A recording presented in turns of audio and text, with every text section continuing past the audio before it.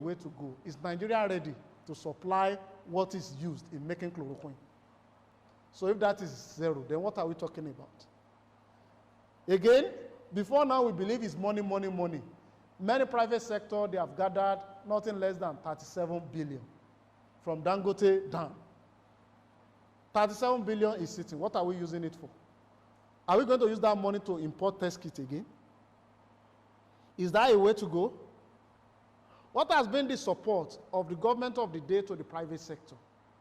Okay, if it's very good, if the private sector is reciprocating this, the money that we are putting down now, are we ready to actually still take it as part of the capital flight abroad?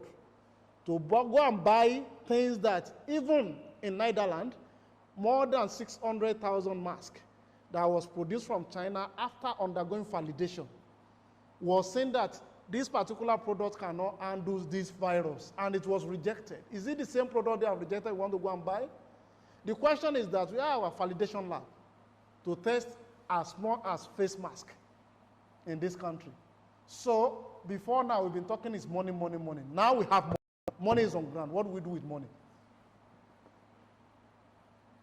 So meaning that for countries like the Czech Republic, where it is 100% mandatory that people should use face masks, it means we will have created an economy of nothing less than 200 million if we have gone that way, and we are selling each of the face masks at 5 naira.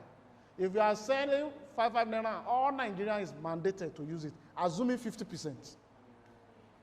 Let's say 50 naira times 100 million people. What is that? Are you getting it now? So as small as face masks, but we are not looking at that.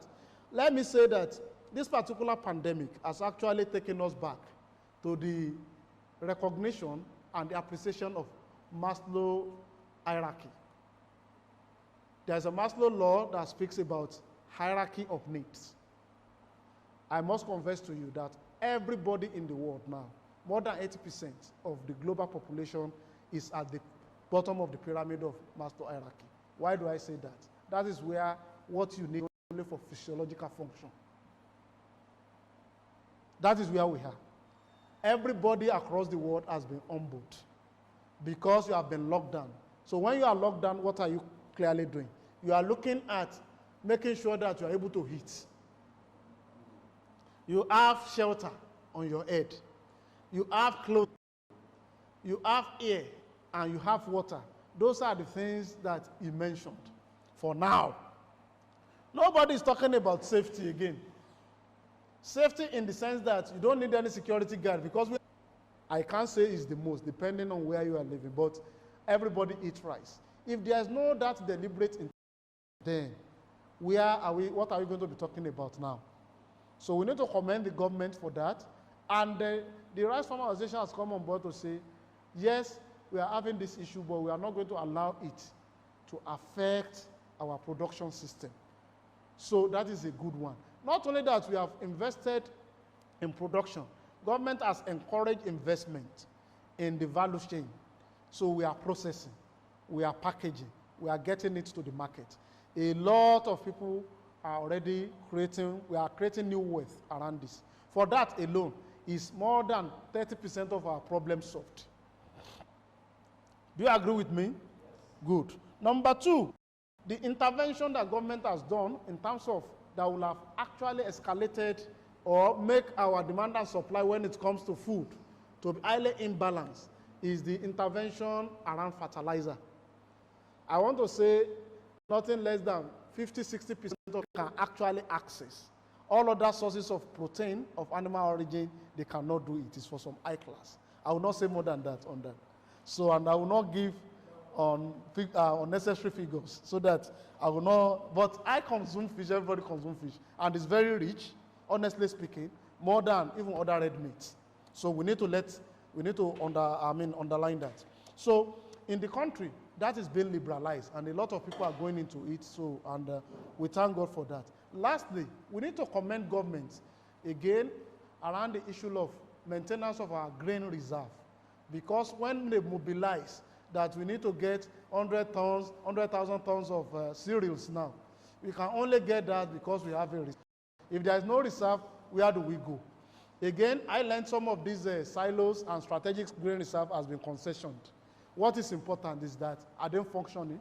At the time we need this grain, is it available? Are we getting it? The moment that one is done, then let me knock governments on some of these things that we ought to have fixed and we have not fixed. Number one among them is the livestock sector. I think there was a time I actually made some comments on the issue of an NLTP.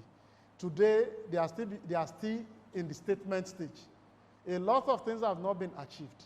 And I could commend the Secretary to the Government of Federation when he acknowledged that the issue we have around the Fulani transhumans till today is a problem that is a shame to the country.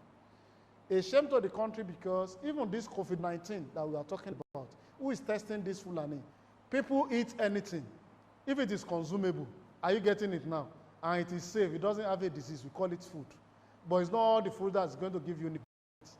If you look at what you are eating in terms of quantity and what you are passing in terms of excreta, and they are almost equal to the same thing.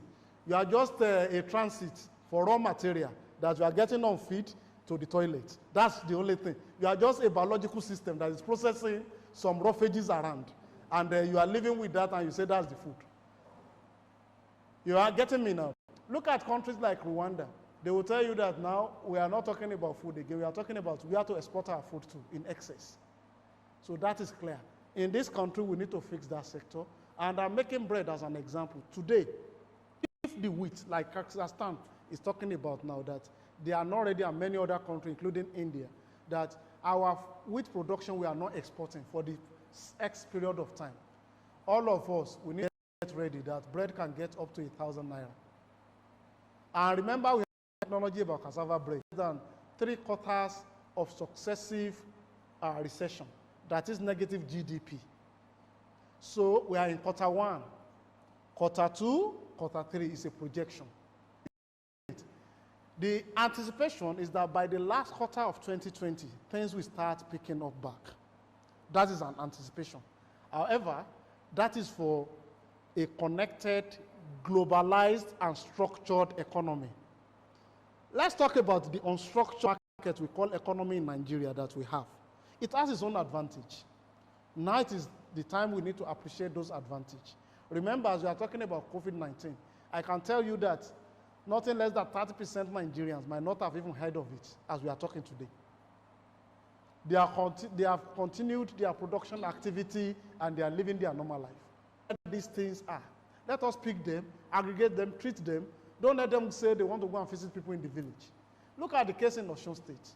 If they have not activated the issue of isolation and quarantine, what will have happened? People are coming from Ivory Coast, and that is their trading route. And see